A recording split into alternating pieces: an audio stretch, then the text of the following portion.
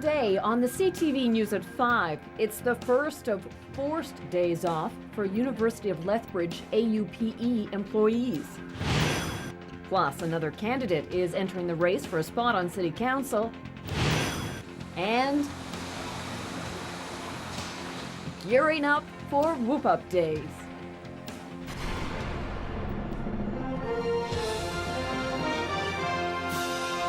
CTV News with Jackie Scantlebury. Good afternoon. More than 500 support workers at the University of Lethbridge were off work today, but not because they wanted to be. It was the first day of definite layoffs for members of the Alberta Union of Provincial Employees, one of the measures being used to address the U of L's budget shortfall. Terry Vogt reports. A sign on the 6th floor of University Hall says it all. It's a mandatory layoff day for the majority of support workers here. While staff may not like it, the U of L has designated a number of non-working days for members of the Alberta Union of Provincial Employees. We think it's in the contract to allow us to have definite layoff days, and what we're trying to do is save jobs and save positions. The U of L says it believes it can save jobs if everyone takes a number of unpaid vacation days. But the union says it amounts to wage cuts. They say it's unlawful under the current contract. They're doing it unilaterally without having consulted the union and, as I said, in blatant disregard of their obligations in virtue of a contract that they agreed to freely, right?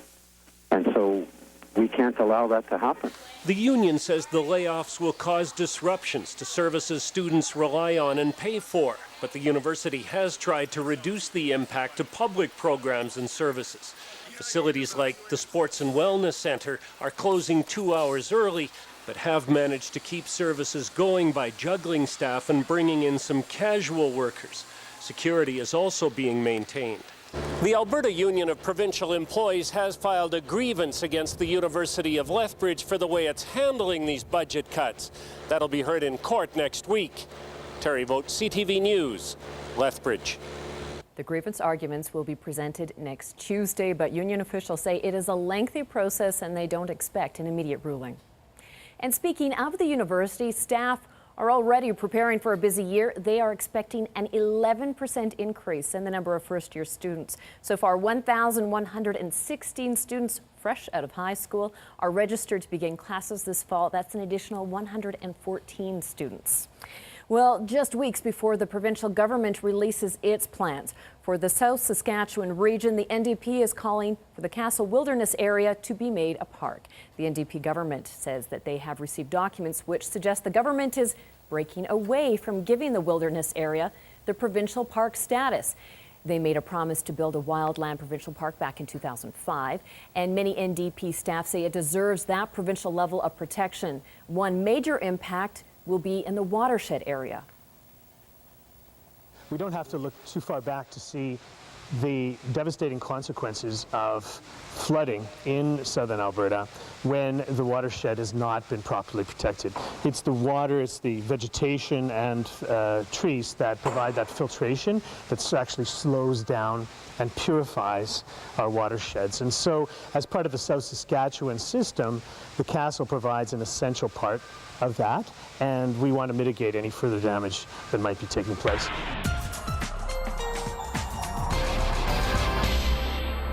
Whoop-Up Days is less than 24 hours away, and Dory, it looks like we're going to get some great temperature. It really is. A little breezy today, a little breezy tomorrow, but after that it kind of settles down as this area low pressure to the north weakens and pushes off to the east. Area of high pressure remains the dominant factor in much of Western Canada, and therein lies the reason we have the sunshine and the hot temperatures. I'll give you all the details in a couple of minutes. Thank you, Dory. Well, police have taken $35,000 worth of cocaine and marijuana off Lethbridge streets. 2 men have been charged after a drug trafficking investigation by members of the Alert Combined Forces Special Enforcement Unit in Lethbridge. Last Thursday, officers searched a vehicle stopped in a parking lot of Mayor McGrath Drive, then a home on 14th Avenue South. 24-year-old Tony Tran and 36-year-old Chad Parkins both face charges. Well, 3 Cranbrook men convicted of hatching a plan to kill a drug rival have all been sentenced. The trial was held in Kamloops. Lauren Carey, Lonnie Adams, and Colin Carrier were all found guilty of counseling to commit murder, while Carey and Correa were also found guilty of conspiring to commit murder and weapons offenses. Much of the trial centered around key witness John Gary Shank, a self-proclaimed killer. Shank testified he was hired to carry out a hit on this man, Douglas Mahone, in 2009. RCMP say the crime stems from tensions arising from a bid to control the drug trade in Cranbrook. Now, Adams and Correa were in custody prior to the trial, and they received double credit for time served. So Adams was in fact sentenced to time served, which equals out to 66 months. Correa got a 12-year sentence, but he is also credited for 66 months. Carey was sentenced to 10 years in prison, but he remained out on bail prior to the trial. An investigation into a fatal plane crash has discovered that the pilot was taking photos just prior to his death. This is aerial footage of the crash site near Chain Lakes Provincial Park. The plane, owned and operated by Edmonton-based Alta Flights Charters, went down south of the park last August. The 37-year-old pilot was checking pipelines at the time. He was the only person on board. He had 9 years' experience patrolling pipelines. He hasn't even been on the road yet for a year, and already an Alberta teen is in major trouble for dangerous driving. A 16-year-old boy was caught going 185 kilometers an hour near Two Hills. Police say he'd been drinking too. At just 16, he holds a graduated driver's license, so that means a zero-tolerance alcohol policy. He was also supposed to have a qualified driver with him. His license has been suspended. A judge will determine when he'll be allowed to drive again. A mother of 3, who's also a former school trustee and active community volunteer, has become the latest candidate to jump into the Lethbridge City Council race. Take this opportunity to announce my candidacy for the civic election coming up in October. Carrie Milder announced her intentions today outside the Galt Museum. It's her first run at civic politics, but Milder has been active in the community as a Holy Spirit school trustee, a senator with the U of L, and a member of the Oldman River Regional Health Advisory Council. She's also served on numerous other boards and committees and is currently working as an outreach coordinator for Volunteer Lethbridge. Milder says she has a strong vision for the city and wants the city to keep moving forward.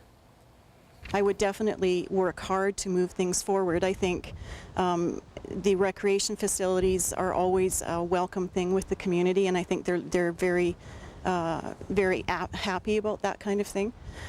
So I think with what's already been done, the job of the next council would be to take that and move forward with it.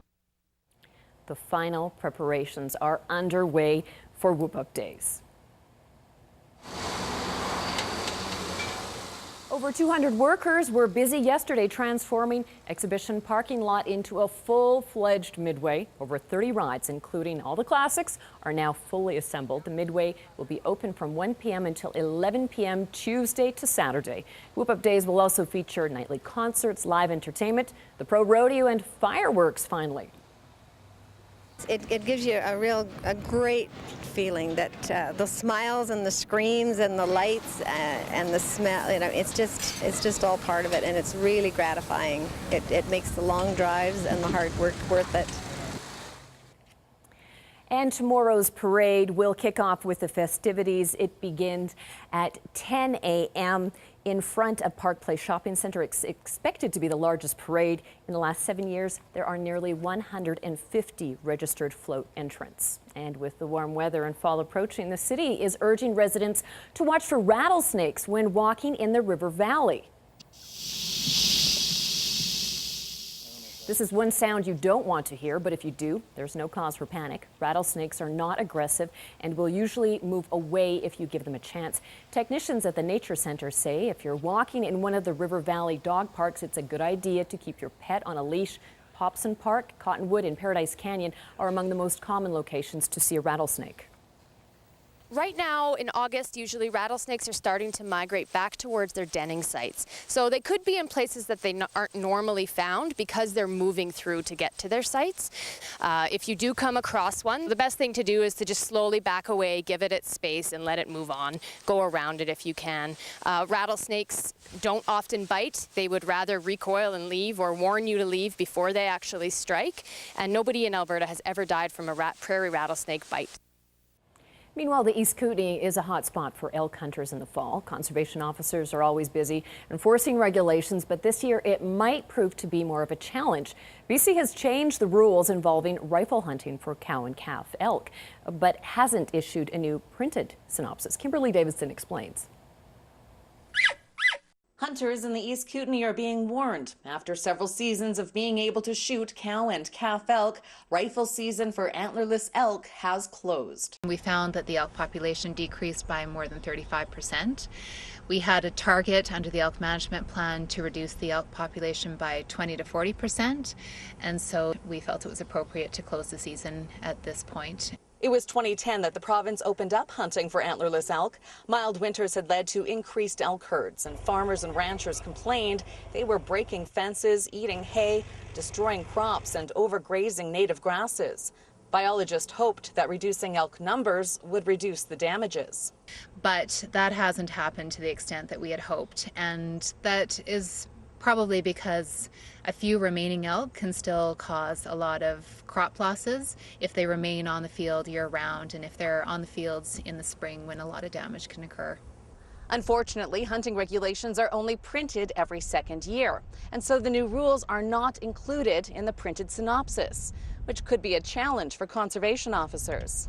I know we'll be letting the local fish and game clubs know, and possibly sites like BC hunting site may have it listed on there as well, but definitely the more the word can get out, the better. Conservation officers say they don't want confusion over the new regulations to lead to violations, but as always, investigations will be done on a case-by-case basis. Kimberly Davidson, CTV News, Cranbrook. There was lots of dancing in Galt Garden over the weekend. The Lethbridge Electronic Music Festival, showcasing local and regional electronic music artists, attracted hundreds of fans to Lethbridge's Galt Gardens. The free event, put on by Bassworks Entertainment, featured 24 DJs from across the province, rocking to stages. Organizers say the culture of electronic music in southern Alberta continues to evolve. From, like, say, 1995, when I played my first party here in Lethbridge with a bunch of the older DJs here, to current day, it's going to go through so many evolutions, evolve into a club culture, into an underground warehouse rave culture, and now we're at sort of a festival culture where it seems like these larger, bigger, all-day or two-day events seem to be like the sort of mainstay that people want to do, you know, with the sort of electronic scene. And one of the world's biggest pop stars was in Lethbridge this weekend. Selena Gomez performed in front of 5,000 plus at a sold-out NMAX Center Friday night. It was part of her Stars Dance Tour. This concert was originally scheduled for Calgary. The flood, though, forced the cancellation. She also performed in Edmonton over the weekend. She was in Winnipeg as well.